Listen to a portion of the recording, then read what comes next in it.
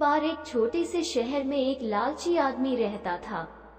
वो बहुत ही धनी था, लेकिन इसके बावजूद भी उसकी लालच का कोई अंत नहीं था। उसे सोना और कीमती वस्तुएं काफी प्रिय थी, लेकिन एक बात जरूर थी कि वो अपनी बेटी को किसी भी चीज से ज्यादा प्यार करता था। एक दिन उसे एक परी दिखाई दी। जब वो उसके पास आया तो उसने देखा कि पेड़ की कुछ शाखाओं में परी के बाल फंस गए थे।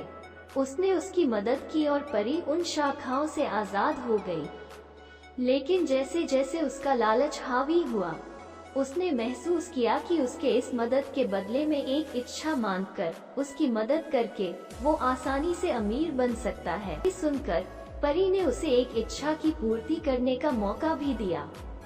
ऐसे में उस लालची आदमी ने कहा कि जो कुछ मैं छूऊं वो सब सोना हो जाए। बदले में ये इच्छा को भी उस परी ने पूरी कर दी थी। जब उसकी इच्छा पूर्ण हो गई, तब वो लालची आदमी अपनी पत्नी और बेटी को अपनी इच्छा के बारे में बताने के लिए घर भागा। उसने हर समय पत्थरों और कंकड़ को छूते हुए और उन्हें सोने में परिवर्तित होते देखा, जिसे देखकर वो बहुत ही खुश भी हुआ। घर पहुंचते ही उसकी बेटी उसका अभिवादन करने के लिए दौड़ी। जैसे ही वो उसे अपनी बाहों में लेने के लिए नीचे झुका, वो एक सोने की मूर्ति में बदल गई। ये पूरी घटना अपने सामने देखते ही उसे अपनी गलती का एहसास हुआ। वो काफी जोर से रोने लगा और अपनी बेटी को वापस लाने की कोशिश करने लगा। उसने परी को खोजने की काफी कोशिश करी, लेकिन वो उसे कहीं पर भी नहीं मिली।